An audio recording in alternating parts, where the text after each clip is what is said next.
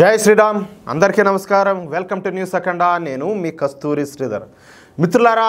ఏ మాత్రం సిగ్గు లజ్జా లేనటువంటి పాకిస్తాను పిచ్చి పిచ్చిగా జోకర్ కంటే ఇంకా బాగా మంచి కామెడీ చేస్తుంది ఎంతకో ఆ పాకిస్తాన్ చేసే కామెడీ ఏందనేది ఈ న్యూస్ ద్వారా మీకు చెప్పే ప్రయత్నం చేస్తా ఓకేనా పెహల్గాంలో జరిగినటువంటి తీవ్రవాద దాడికి ప్రతీకారంగా పాకిస్తాన్ తీవ్రవాదులకు బుద్ధి చెప్పడానికి మన మోడీ ప్రభుత్వం ఆపరేషన్ సింధూర్ను ప్రారంభించిన సంగతి మీకు అందరికీ కూడా తెలిసిందే దాదాపుగా 4 రోజుల పాటు జరిగినటువంటి ఈ దాడుల్లో పెద్ద సంఖ్యలో ఈ పాకిస్తాన్లో ఉండేటటువంటి తీవ్రవాదులు ప్రాణాలు కోల్పోగా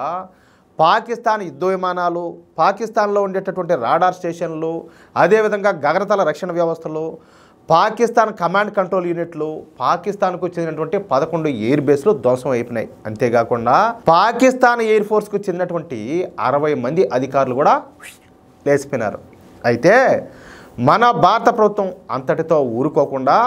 ప్రపంచంలో పాకిస్తాన్ను ఏకాకిని చేయడానికి పాకిస్తాన్కు ఏ దేశం కూడా సహాయం చేయకుండా అడ్డుకోవడానికి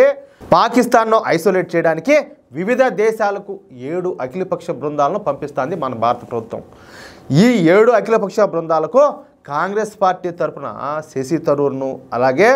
భారతీయ జనతా పార్టీ తరపున రవిశంకర్ ప్రసాద్ అలాగే బైజయంత్ పాండాను డిఎంకే పార్టీ నుంచి కనిమౌళిను జనతాదళ్ యునైటెడ్ పార్టీ నుంచి సంజయ్ కుమార్ జాను శరద్ పవార్ ఎన్సీపీ పార్టీ నుంచి సుప్రియా సూలేను శివసేన పార్టీ నుంచి శ్రీకాంత్ షిండేను విదేశాలకు పంపిస్తారు ఈ 7 బృందాలలో ఒక్కొక్క బృందంలో 4 నుంచి 5 సభ్యులు ఉంటారు ఇకపోతే ఈ 7 బృందాలు ఒక్కొక్క బృందం 10 రోజుల పాటు 4-5 దేశాలు తిరిగి పాకిస్తాన్ పెంచి పోషిస్తున్నటువంటి తీవ్రవాదం గురించి పాకిస్తాన్లో ఉండేటటువంటి తీవ్రవాద సంస్థల గురించి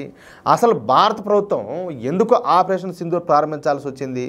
పాకిస్తాన్ మూలంగా ఈ ప్రపంచానికి ఎటువంటి ఆపదలు రాబోతున్నాయో వివరించడానికి మన వాళ్ళు విదేశాలకైతే పోతారు ఇకపోతే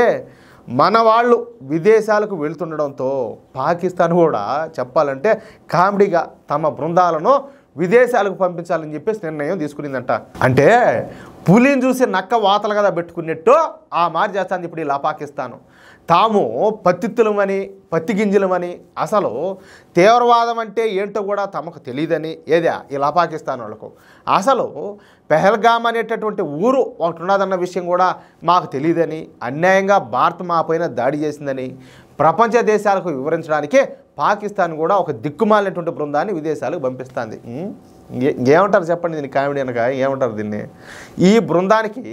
నాయకత్వం వహించేది పాకిస్తాన్ మాజీ విదేశాంగ శాఖ మంత్రి మరియు పాకిస్తాన్ పప్పుగాడైనటువంటి బిలావల్ భుట్టో పెద్ద జోకరేడు మన జోకర్లు ఉన్నారు కదా వాళ్ళ మించోడేడు ఇకపోతే ఈ బృందంలో పాకిస్తాన్ మాజీ డిప్యూటీ విదేశాంగ శాఖ మంత్రి హేనా రబ్బానీ మాజీ రక్షణ శాఖ మంత్రి అయినటువంటి ఖుర్రం ఖాను అదేవిధంగా మాజీ విదేశాంగ కార్యదర్శి జలీల్ అబ్బాస్ జిలానీలు సభ్యులుగా ఉండారంట అయితే ఇక ఈ పాకిస్తాన్ జిహాదీ బృందం అంతా కూడా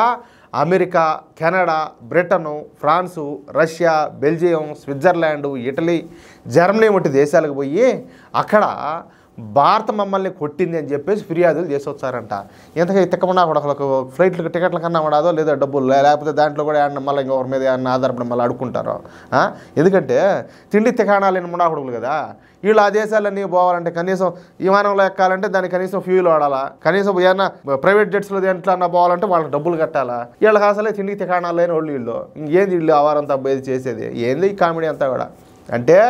చిన్నపిల్లల్లాగా వాళ్ళు పోయి టీచర్ ఫిర్యాదు చేస్తారు కదా ఇదిగో నా పక్కన నన్ను గిల్లినాడు నన్ను కొట్టినాడు నన్ను గిచ్చాడు అని చెప్పేసి ఆ విధంగా ఈ సిగ్గుమాలినటువంటి పాకిస్తానీలందరూ కూడా ఆయా దేశాలకు పోయి ఫిర్యాదులు చేసి వస్తారంట ఎవరి మీద మన భారత ప్రభుత్వం మీద ఇప్పుడు ఈ విషయం వార్తల్లోకి రావడంతో పాకిస్తాన్ పైన సోషల్ మీడియాలో జోకులు పేలిపోతున్నాయి అంతే కదా అసలు ఈ పాకిస్తాన్ టెర్రరిస్ట్ బృందాన్ని ఏ దేశంలోకి కూడా ఎలవ్ చేయరు అంటూ ఈ పాకిస్తాన్ పైన పిచ్చ కామెడీ చేస్తారు మనోళ్ళంతా కూడా అది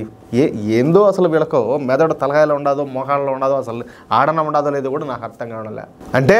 మన మోడీ ప్రభుత్వం ఏ పని అయితే చేస్తాదో దాన్ని ఫాలో అవ్వాలని చెప్పేసి వీళ్ళు పెద్ద ఎత్తున ప్రయత్నాలు చేస్తున్నారు.